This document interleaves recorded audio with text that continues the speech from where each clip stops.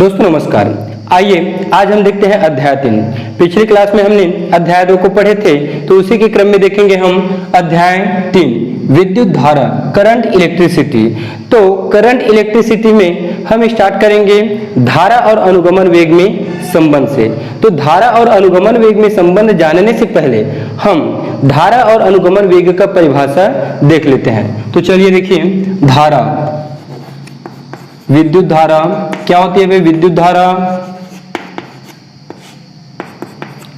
ये किसी भी चालक में जब भी हम धारा प्रवाहित करते हैं तो उसमें क्या होता है, हमको समय लगता है और उसी को क्या कहते हैं, हम विद्युत धारा कहते हैं। तो इसका आप परिभाषा लिखिए, किसी चालक में आवेश प्रवाह की दर को विद्युत धारा कहते हैं। तो धारा को हम I से प्रदर्शित करते हैं। तो I इज इक्वल टू आवेश प्रवाह की दर, आवेश अर्थात Q, और दर को किससे दर्शाते हैं? T से। तो आवेश प्रवाह की दर को क्या कहते हैं? हम विद्युत धारा कहते हैं। इसका SI मात्रक हो जाएगा, SI मात्रक क्या होगा भाई? SI मात्रक धारा को किससे नापते हैं हम? एम्पियर से, एम्पियर। और आवेश के लिए क्या होता है? कूलॉम। ठीक, और समय का क्या होता है? सेकंड। ठीक, ये आप इसका SI मात्रक लिख सकते हैं, एम्पियर। अब यहाँ पे हम 1 एम्पियर की यदि परिभाषा लिखना चाहें, 1 एम्पियर, 1 एम्पियर यहाँ पे सबसे पहले आप लिखिए 1 कूलॉम। क्या लिखेंगे? 1 कूलॉम बटे 1 सेकंड।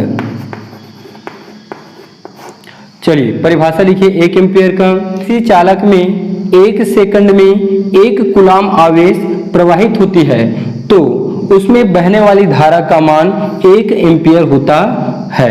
ठीक, विद्युत धारा का परिभाषा देखने के बाद हम देखेंगे अनुगमन वेग।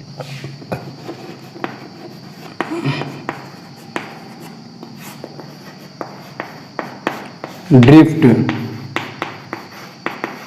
वेलोसिटी और फ्री इलेक्ट्रॉन भी कहते हैं इसको, फ्री इलेक्ट्रॉन। ठीक, ड्रिफ्ट वेलोसिटी या फिर फ्री इलेक्ट्रॉन भी इसको कहते हैं। तो चलिए देखिए अनुगमन वेग होता क्या है। अनुगमन वेग के लिए हम क्या करेंगे, एक चालक तार बना लेते हैं। तो चलिए एक चालक तार बना लीजिए, यह है हमारा चालक तार। ठीक, इस चालक तार की लंबाई ले लीजिए आप स्मॉल l, और इसके अनुप्रस्थ काट का क्षेत्रफल, इसको कहते हैं हम अनुप्रस्थ काट। अनुप्रस्थ काट का क्षेत्रफल a हो जाएगा। अब चालक तार में क्या होती है? धन आवेश उपस्थित रहती है, धन आवेश। ठीक, और इस धन आयन के बीच बीच में क्या होती है? जो रिक्त स्थान रहते हैं वहां पे इलेक्ट्रॉन भरे होते हैं। ये यहाँ पे इलेक्ट्रॉन है। इलेक्ट्रॉन की जो संख्या है वो बहुत अधिक मात्रा में रहती है। तो ये जो इलेक्ट्रॉन है वो क्या होते हैं? स्वतंत्र रूप से वहां घूमते रहते हैं, और जब वो घूमते हैं तो धन आयनों से टकराते हैं, और धन आयनों से जब ये टकराते हैं तो क्या होती है? प्रत्येक टक्कर में उसकी दिशा बदलती रहती है, अर्थात इलेक्ट्रॉन अनियमित रूप से गति करते रहते हैं। जब इस चालक को हम किसी बैटरी के माध्यम से जोड़ देते हैं, तो जैसे ही हम इसको, चलिए बैटरी के माध्यम से जोड़ दीजिए, ये बैटरी का धन सिरा और ये हो जाएगा आपका ऋण।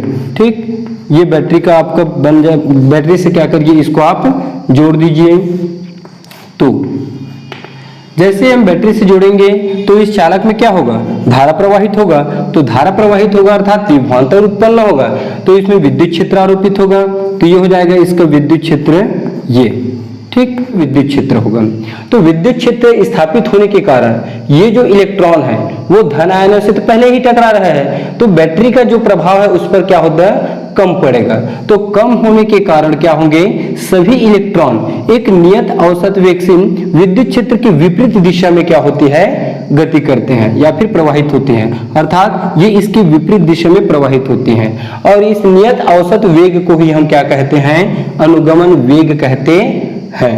ठीक, इसको हम किससे दर्शाते हैं? अनुगमन वेग को v/d से दर्शाते हैं। ठीक, चलिए अनुगमन वेग का परिभाषा लिखिए आप, अनुगमन वेग।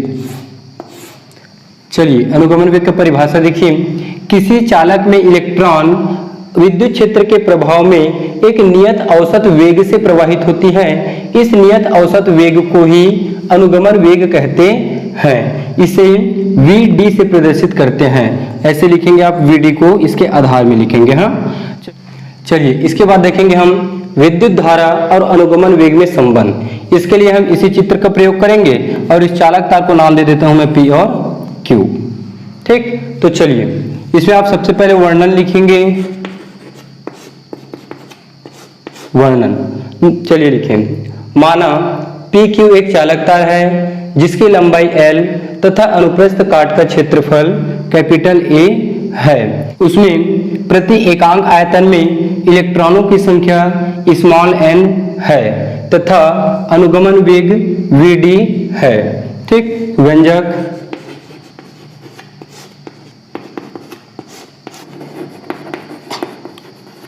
चालक का आयतन, आयतन बराबर क्या होता है भाई, V इज इक्वल टू होता है L, B और H। ठीक, तो यहाँ पे क्षेत्रफल, क्षेत्रफल अर्थात A बराबर क्या होता है, लंबाई गुणा चौड़ाई। चौड़ाई को हम B से दर्शाते हैं, तो A की जगह हो जाएगा ये A की जगह हो जाएगा लंबाई गुणी चौड़ाई। अब एक है हमारे पास ऊंचाई, ऊंचाई के लिए भी यदि हम लंबाई को ही मानते हैं तो हो जाएगा A इंटू L। तो A मतलब हो जाएगा आपका क्षेत्रफल और एक लंबाई और जुड़ेगा तो क्या हो जाएगा, वो आयतन हो जाएगा। तो चालक का आयतन। अब देखते हैं हम चालक पर इलेक्ट्रॉनों की संख्या। तो प्रति एकांक आयतन में, प्रति एकांक आयतन में इलेक्ट्रॉनों की संख्या, इलेक्ट्रॉनों की संख्या, संख्या को मैं कैपिटल N से दर्शा देता हूं। बराबर क्या होगा, इस इलेक्ट्रॉनों की संख्या क्या माने थे हम, स्मॉल n। तो यहाँ पे क्या करेंगे, स्मॉल n का गुणा कर देंगे तो n A और ये हो जाएगा आपका L। अब इसके बाद देखेंगे कुल आवेश। तो कुल आवेश क्या हो जाएगा, चालक पर कुल आवेश Q इज इक्वल टू, आवेश के क्वांटमीकरण से हम क्या जानते हैं भाई, Q इक्वल टू होता है Ne। तो ये हो जाएगा Ne। तो कैपिटल N का मान यहाँ पे रख दीजिए, तो ये हो जाएगा NaL और ये है आपका A।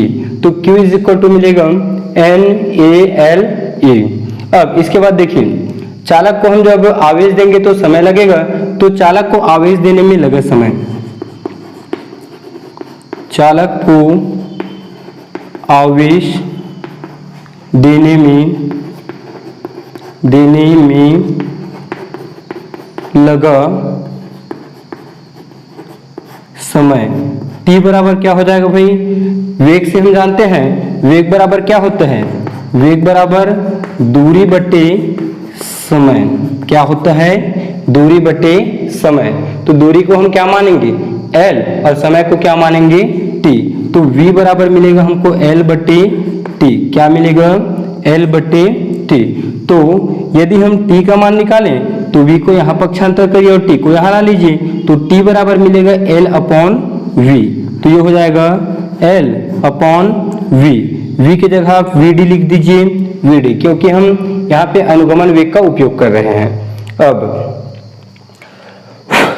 इसको समीकरण 1 दे दीजिए और इसको हम दे देते हैं समीकरण 2। ठीक, चलिए इधर बना देता हूं मैं। अब इसके बाद हम क्या करेंगे, धारा, विद्युत धारा के सूत्र से हम जानते हैं धारा बराबर क्या होता है, I बराबर आवेश बटे समय। ठीक, Q बटे T। अब क्या करिए आप, T के मान को यहाँ पे रखिए, तो समीकरण 2 से T के मान को रखने पर तो Q बटे T का मान क्या है, L बटे Vd, L बटे Vd। ठीक, अब इसके बाद Q का जो मान है वो समीकरण 1 में है, तो Q के मान को हम यहाँ पे रखेंगे तो I इज इक्वल टू मिलेगा हमको समीकरण 1 से NaLe बटे L और ये होगा आपका Vd। L से L को आप काट दीजिए।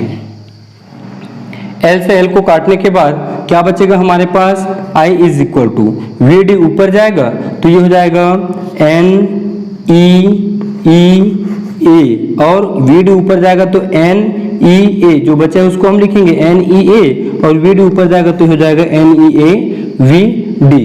तो ये जो अव्यंजक है वो किसके लिए व्यंजक है भाई? धारा और अनुगमन वेग के लिए अभिष्ट व्यंजक है। आई को कहते हैं हम धारा और वी डी को कहते हैं हम अनुगमन वेग। इसके बाद हम धारा घनत्व भी निकाल सकते हैं। तो धारा घनत्व यहाँ पे निकाल लीजिए। तो धारा घनत्व को हम जे से दर्शाते हैं और जे का मान होता है आई बटे ए। अब आई के मान को हम यहाँ से रखेंगे, क्या है आई का मान? N E A V D. तो ये हो जाएगा J is equal to N E A V D और बटे में ए से ए कैंसिल हो जाएगा, तो J इज इक्वल टू मिलेगा हमको एन ई वी डी। तो ये जो व्यंजक है वो किसके लिए है भाई? धारा घनत्व और अनुगमन वेग में संबंध को प्रदर्शित करता है। इस तरह से ये जो व्यंजक है वो कंप्लीट हुआ। यदि इसमें आपको किसी भी तरह की डाउट है तो मुझे कमेंट करके जरूर बताएं।